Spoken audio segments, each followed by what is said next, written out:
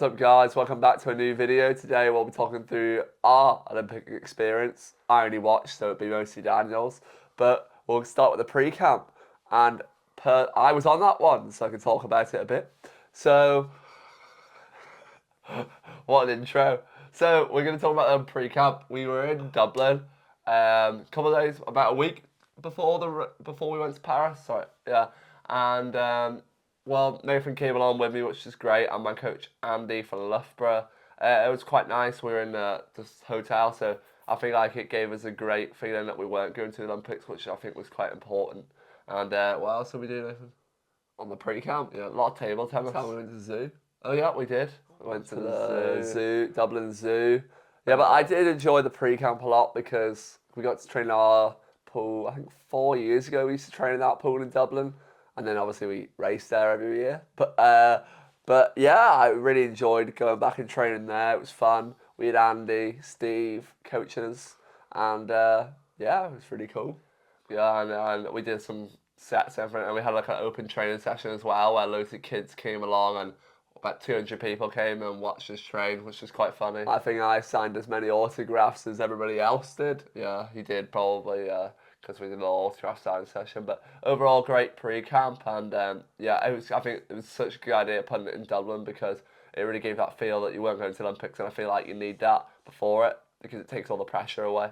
And then we had a lot of media, and obviously the kit day, which is the best day of the Olympics in my opinion. I got a bit as well. Yeah, Nathan got a bit of kit, and yeah, I think it's the best part because that's when you get all the free stuff. But I did a lot of media interviews that day, which is quite a lot, but. And a lot of them are mainly on why I think I'm going to win because I went and told everybody before I did it. So, but yeah, I guess now we can go on to the Olympic travel day and village. I think Nathan can talk about a bit about the village because he actually got in later, but I'll... Snuck in. Yeah, I'll mention about the travel day first. So, we flew from Dublin Airport to Paris with Aer Lingus, I think, and then we arrived and it's all very cool. You would have seen it in a vlog.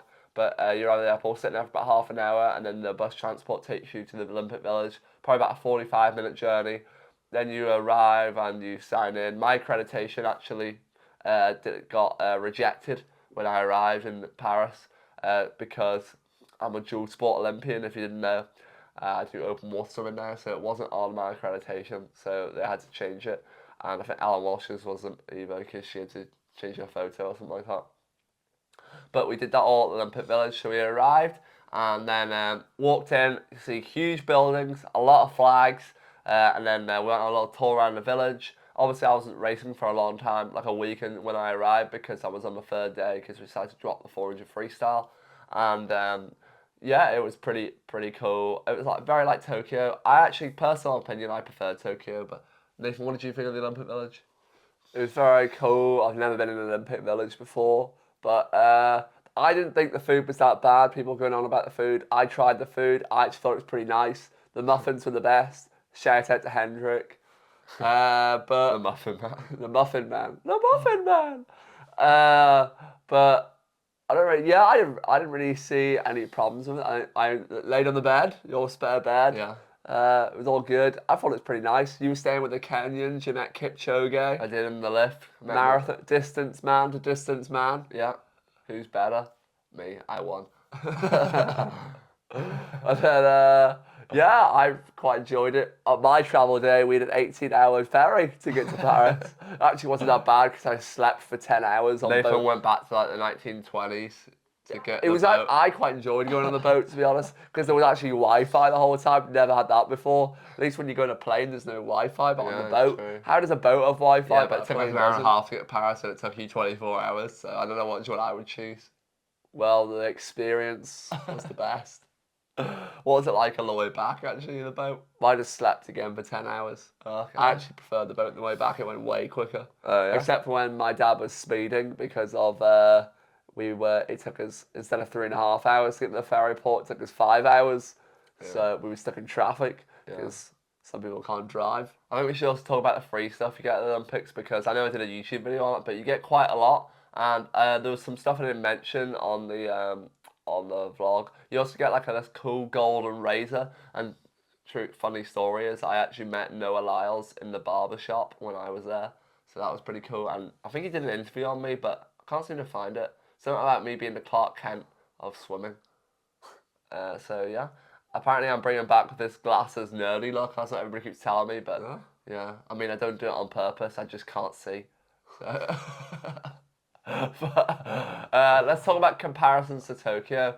For me, I think the Olympic Village in Tokyo was nicer. I think everything was more compact, so it made it more fun. But the social aspect also in Tokyo I actually preferred, even though we weren't allowed out the Olympic Village. I think it was better because everybody partied in the Olympic Village in Tokyo, so everybody was together and it was more fun. There was this massive green area where everybody went and sat and had some alcohol. But then when we went to party in Paris, it was all spread over the city, obviously. I mean, there was an after party after the swimming. I got into that. I didn't go to after the pool. And yeah, apparently it was me who was there. Nathan was there. Apparently, it was pretty cool. And they had an aquarium and like some weird mermaid dancers. Yeah. And and then after the open water, when I decided to go out before I got ill, it was we went to the Irish pub, signed millions of autographs. Didn't we, Nathan? Mm-hmm. Took loads of photos, and then we went to this nightclub, and it had like 5 floors. What was it called? Pasha. Cost me €250 to get in there. I got it for free. Don't know why. That it cost so much, but yeah. We were VIP though. Never been a VIP before in a club. No, I have, but never before. So it's pretty cool. But sorry, you missed a VIP over here. Go back to the comparison to Tokyo, but I think the free stuff was pretty much the same. Apart from you can go to the different like Olympic sponsors. So we were sponsored by Adidas, Team Island. So we got to Adidas and you got these cool shoes, and I got a cool gold medal tracksuit. I got the shoes. Yeah. And what else? So you could go to Oakley and get a free pair of, if you won, you can get these cool Olympic champion sunglasses. I didn't get them because I was too ill to go to the. Could have sent me though. Yeah, actually we should have. And we went to Omega and they had a really good lunch. And but what else? In terms of Tokyo, I think the only difference, the venue was obviously way better in Paris. I mean, because it was crowd. I could come. I actually sat on poolside. Oh yeah? For the racing. Yeah. Yeah, I got three seats back from the poolside. Was it a good seat? Yeah, it was directly in front of the turn. Like, the turn was there and I was there. Yeah, well, I didn't hear Nathan before the race, so. You didn't then? I did. Oh, I wasn't sat there before your race. Oh, really? Oh, I heard you. Let's get into this room about hearing me, shall we? No, I did. I did hear you. Did you? Well, Other side of the arena I was sat. If you ever look, I was Daniel started here and I was up here. About 100 metres away. So you must have good hearing. No, I don't know. Maybe it was just that twin telepathy. Apparently Nathan, that's what my mum said. Apparently Nathan said while I'm racing that he's screaming in his own head, telling me to get faster. He's like, yeah, well, Daniel never sticks to a race plan, so we'll get into the racing and the race analysis, not on this podcast. I'm talking about more the experience. But that, in terms of comparisons to Tokyo, that was really it. What I preferred and what else. Everything was better in Paris apart from the things that I mentioned. We said racing venues. Obviously, the La Defense Arena was the biggest pool I've ever swam in. 18,000. Well, they're all the same size. You know what I mean? Biggest arena. Yeah. So 18,000 people were there, and it was crazy. Especially in the 1500, we had 2 French guys, Damien and David, and it was kind of crazy when they walked out. And obviously, I did my walkout and stuff like that. And when I won, the crowd went electric. When they were shouting David. Yeah, when they were shouting David, I took some inspiration from Katie Ledecky. I read a book, and she said when they were shouting Rebecca Ablington. Rebecca. She heard. No, Becky. It was Becky. Sorry, she was shouting Becky. She heard Ledecky. So when they shouted David and Damien, I heard Daniel. But also there was a lot of Irish tricolours in the flags, which was very nice in the crowd. Sorry, so it was very nice to see with a lot of good support there, and it was great to see the Irish out. They come for all sporting events, so it's great. And then that was really it for the racing venues. I mean, sorry, we should also talk about the prep. You walk in on the left is the prep area, and then the training pool is also right beside the prep area, which was amazing. It was so good. Did you have to go up a lift or something, or was that what I heard? No. Only so it's for the press conference after the. I never saw these press conferences. What are they released on? I don't think they are released. It's just like recorded. I saw like Katie and the Jackies and stuff were recorded. Oh, really? I don't know. I don't know what happened to mine. Mine weren't really about swimming. They were more about Game of Thrones and how much we love each other as our competitors, which is the biggest weird thing that I've met in my life. Well, we are. If you ever see us on House of Dragon, we want to be on it. Yeah. A return. HBO, CNN, Sky, whoever owns it now. I wonder, is there a thing though that we were in Game of Thrones? So how can we be in House of Dragon? No. People wouldn't recognise. Well, they would now. No, they definitely wouldn't. But let's talk about the racing. Obviously, we came away with a gold, a bronze, and an 18th place. Yeah, I would say it wasn't a perfect Olympic. Progressively worse throughout though. I think from the 800 metres, from winning that, it was obviously great and a lot of high emotions. And I think it affected my 1500. Because your thought job was done. Yeah, because we kind of like, that was the goal. And in my head going into it, I thought I wouldn't win the 800. Well, I thought I had a chance. Like, I give myself 70% chance of winning it. And then and the 1500, I thought I was definitely going to win that. And I think diving in, I just made a couple technique errors or race tactic errors, and I think it just cost me that. But I'm happy to still get on the podium with Greg and Bobby. It was kind of amazing. Obviously, the world record went down, but we'll talk about that more in our race analysis. But then we're not going to do a race analysis of the 10K, so we can talk about that race. Obviously, an iconic venue, very cool. Got to swim with Hector and Toby and Felix, which was pretty cool. Obviously, we train with them all the time in a race, and very physical, can't lie. I knew it was going to be, but I didn't expect it to dive in and get punched in the face straight away. But, I mean, that's just water swimming, and I know I said I'd retire, Well, but sure. I can, honestly, I can see myself doing it again. I'm sure it was frustrating as you swim it as we were watching. And when you see somebody swimming up the current in the middle of the Seine, yeah, I was like, what was he doing? Toby did a podcast on propulsion swimming, and it was like, yeah, Dan just seemed to be swimming by himself the whole time. I mean, it's because, right, so this is what has happened in the race. Every time I made a push, people would go on my legs, right? And then when I started to die, I was expecting them to go around me, and then I sit on their legs. So, like, a bit of, like, they were doing the Tour de France. Helping each other, so, yeah. Nobody would help me. But Hector said to me after the race, it was probably because I was going, like, too fast for them. But nobody would help me, so I was going out, and I just died, and then we lost the front pack because nobody else would help. And I don't know where Toby was at this stage. We can talk through the was because we're never going to do a 2-hour video on that. No, so basically, lap one, dived in beside Christophe, who won, and Logan Fontaine, who's a French more swimmer. He was around, I don't know, was he 7th or 5th or something like that? But anyway, we dived in with them, I was chatting to them, and as soon as I dived in, apparently like 4 people jumped on top of me. I don't know who it was, but that's what the coaches behind They're on the list. Yeah, they're on the list, so watch out. But so dive in, and then I was instantly put to the back of the pack. So I was already out of the race, basically from the dive, wasn't I, Nathan? Yeah. You should have done more underwaters.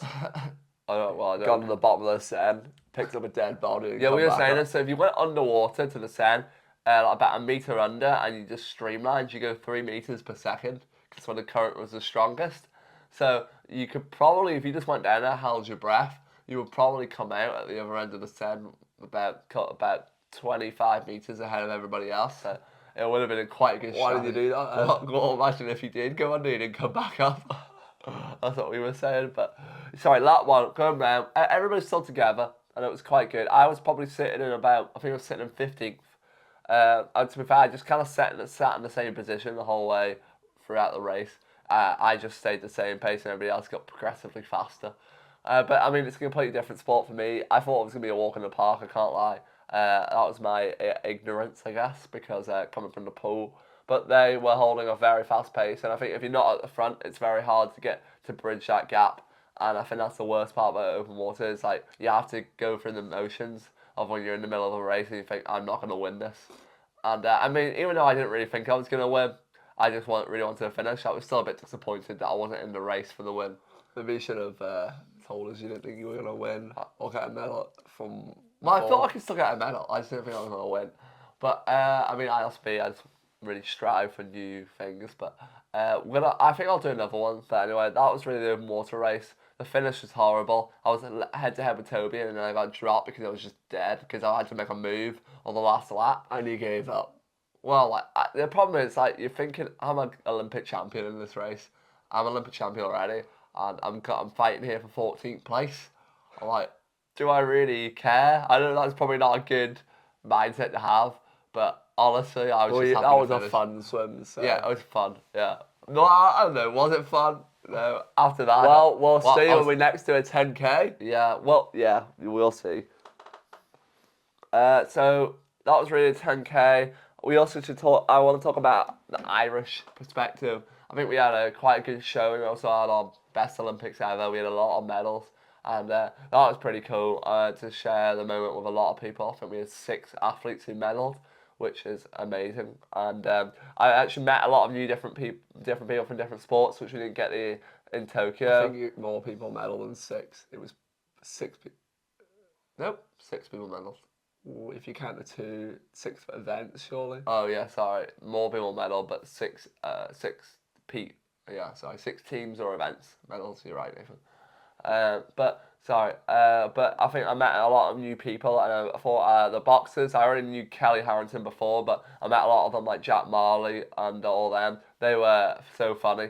The boxers are really good, and it was great because everybody else was watching each other race. Where in Tokyo we didn't really see it because everybody was trying to stay away from each other, or so you couldn't really socialise until after you finished because you want to get COVID. But I mean, actually, I think more people got COVID at the Paris Olympics than they did the Tokyo Olympics. So yeah, it was probably. Look at Noah Lyles was out in a wheelchair after his And then in the club, I did it in the club the night of. But yeah, so I think that was pretty cool. Got to meet all the different athletes. So women's rugby sevens team also were very supportive. And so it's very cool in terms of getting to know a lot of different athletes who I would not have met before, but now I know like everybody, which is really cool. And the rowers, obviously, I'm really good friends with Philip Doyle, and obviously he got a bronze medal with his rowing partner Dara, and that was also cool. But yeah, I Walker think champions. Walker champions, and this is the coolest thing that they've done in Paris Olympics. Any Olympics. I think so. What you did was it was on the I don't know. I also think the medals are the nicest. Yeah, I think so too. But and also quite heavy. But the bronze medals, mine's a bit ruined now. But you get a 2-year warranty, so it's okay.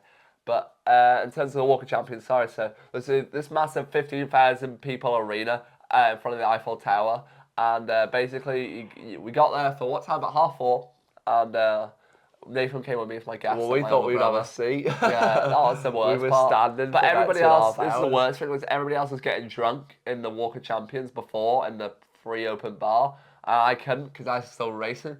So I was just waiting, watching everybody drink, and I was sitting there in the corner with a Coke. With me, though. I With, wasn't drinking. with Nathan.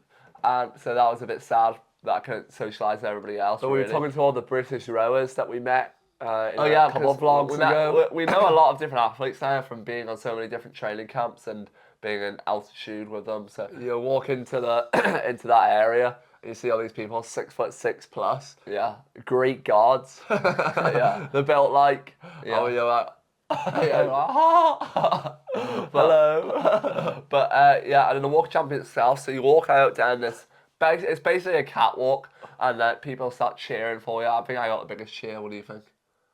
maybe the French. Sorry, the French. Yeah, but we weren't with the French, were we? So. Yeah, they walked out before taekwondo or something. Oh really? Yeah. Yeah.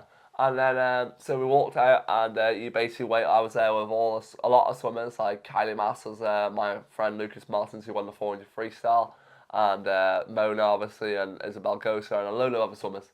And that was a pretty cool special moment to celebrate with them. And me and Lucas got some cool photos, which is pretty cool. And obviously by the Eiffel Tower. And then that was it. Anything else you want to mention about the Paris Olympics? I think that was really it, wasn't it? Yeah. I think so. Yeah, but we'll talk about what's next, I guess, for us. We'll go on holiday. See the holiday vlogs. You'll see the holiday vlogs. We're in a load of different places. And then we're also... Well, we won't be filming Barcelona, but... No, we won't be filming Barcelona. It's more of a lad's holiday, so don't think we can put that out on YouTube. We'll be filming Bali. But we're going to Bali, yeah, and then Italy as well, with Hector.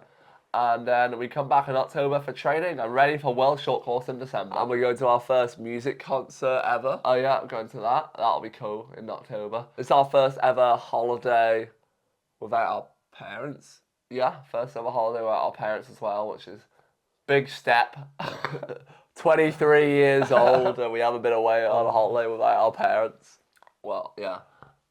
We're on training camps, obviously, but they don't count. It's not a holiday. No. But so then we got World Short Course will be our next. Well, we got Bucks obviously, and then World Short Course will be our next big competition together. Nathan's First Worlds. First World. So we're looking forward to that one. And I guess we'll sign out here for the blog podcast. Please like and subscribe. We love all the new subscribers. Road to 10K by December. Yeah, I think we'll hit it. I think so too. And we'll see you in the next video.